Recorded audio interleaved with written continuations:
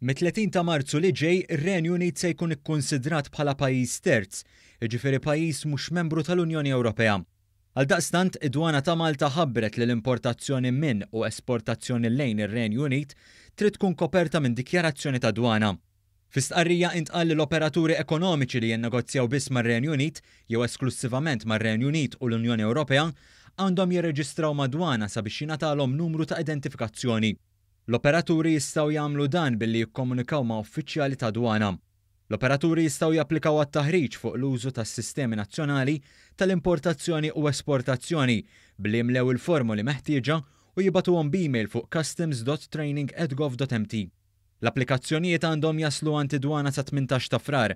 Sussegwentament, id-dwana se tinforma lill-applikanti bid-dati ta' meta se jsir it-taħriġ. Dawk l-operaturi li se jużaw is-servizzi tal-custom brokers biex jiddikjaraw l-importazzjoni u l-esportazzjoni tagħhom m'għandhomx għalfejn japplikaw għal dan it-taħriġ.